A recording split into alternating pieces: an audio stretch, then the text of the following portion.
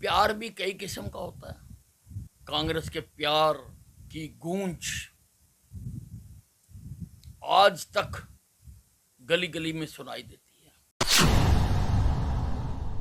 एक प्यार इन्होंने 1947 में किया था, हिंदू और मुसलमानों का धर्म के हिसाब से बंटवारा करा के 10 लाख लोग मारे थे। एक प्यार इन्होंने 1984 में किया था, सिख दंगे करवा के। और इस प्रकार के प्यार को अब ये और फैलाना चाहते हैं, जातिगत जनगणना करवा के। देखिए, ये टोटल फेलियर वाली सरकार है। पहले इन्होंने कहा कि हम तनख्वाह नहीं दे सकते कर्मचारियों को, अब ये कह रहे हैं हम भांग उगाएंगे, यानी पैसे कमाने के लिए अनैतिक कार्य करेंगे। भांग बेचेंगे, लोगों को भांग पिलाएंगे। हुड्डा साहब बिना सिर पैर के सारा दिन बात करते हैं। अंबाला का चुनाव विकास के मुद्दे पर लड़ा जाना। हिमाचल में भांग की खेती को बढ़ावा देने के मामले पर हरियाणा के पूर्व गृह मंत्री अनिल विज ने पूरी कांग्रेस को लपेटते हुए कहा है कि ये टोटल फेलियर वाली सरकार है, क्योंकि पहले इन्होंने कहा है कि वे कर्मचारियों को तनख्वाह नहीं दे सकते और अब ये कह रहे हैं कि हम भांग उगाएंगे, यानी पैसे कमाने के लिए अनैतिक कार्य करेंगे। और यही राहुल गांधी जी के प्रशासन का मॉडल है। देखिए, ये टोटल फेलियर वाली सरकार है। पहले इन्होंने कहा कि हम तनख्वाह नहीं दे सकते कर्मचारियों को, अब ये कह रहे हैं हम भांग उगाएंगे, यानी पैसे कमाने के लिए अनैतिक कार्य करेंगे। ये राहुल गांधी जी की जो मॉडल है प्रशासन का, वो ये दिखा रहे हैं कि इस प्रकार से हम शासन चलाएंगे, भांग बेचेंगे, लोगों को भांग पिलाएंगे और उससे आमदन करेंगे। सारे इलाके में फर्क पड़ता है इससे। कांग्रेस के पूर्व मुख्यमंत्री भूपेंद्र सिंह हुड्डा ने कहा है कि कांग्रेस ने युवाओं को खिलाड़ी बनाया है और भाजपा बना रही है नशेड़ी। इस पर अनिल विज ने कहा है कि हुड्डा साहब सारा दिन बेसिर पैर की बातें करते रहते हैं। इनकी हालत ये है कि जिन खिलाड़ियों के इनाम आए थे ये बिना दिए चले गए थे, उनके इनाम हमने दिए।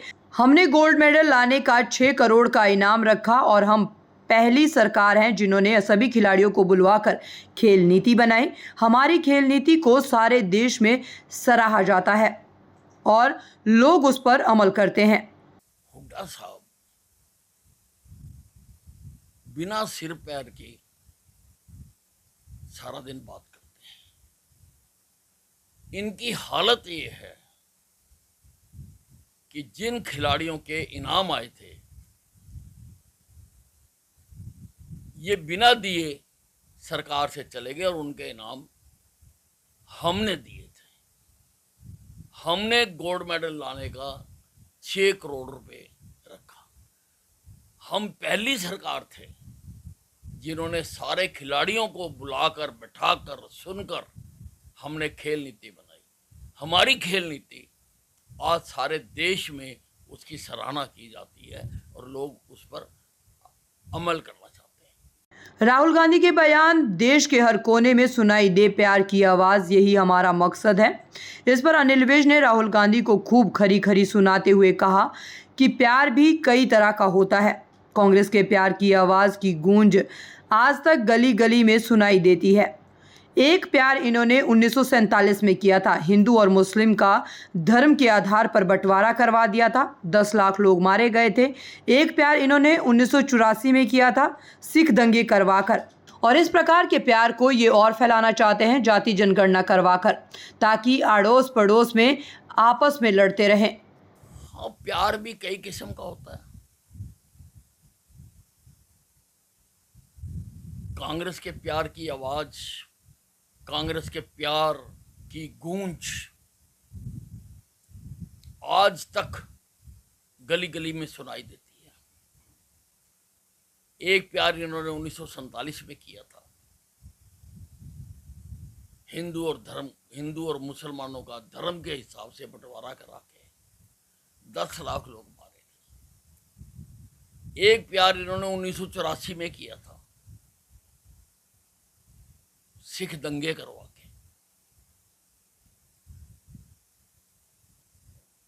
और इस प्रकार के प्यार को अब ये और फैलाना चाहते हैं जातिगत जनगणना करवा के, ताकि लोग अड़ोस पड़ोस घर मोहल्ले वाले एक गांव से दूसरे गांव लड़ता रहे।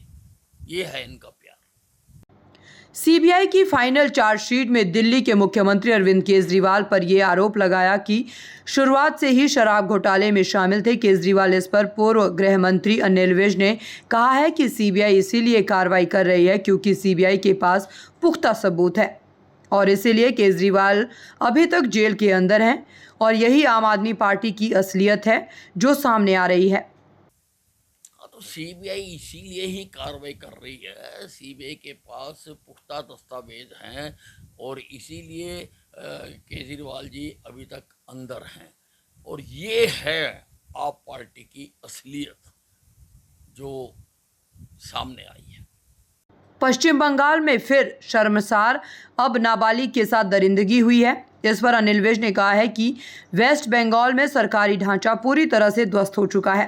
वहां पर कानून व्यवस्था पूरी तरह से चौपट है। माताओं बहनों की इज्जत सुरक्षित नहीं है और सरकार उन पर कार्रवाई करने के बजाय अनेकों बार उनके साथ खड़ी नजर आती है। विज ने कहा है कि ममता बनर्जी में अगर जरा सी भी इंसानियत है तो उसको खुद ही अपनी सरकार का त्याग पत्र दे देना चाहिए जो फेल हो चुकी है। वेस्ट बंगाल में सरकारी ढांचा पूरी तरह से ध्वस्त हो चुका है। वहां पर कानून व्यवस्था पूरी तरह से चौपट है।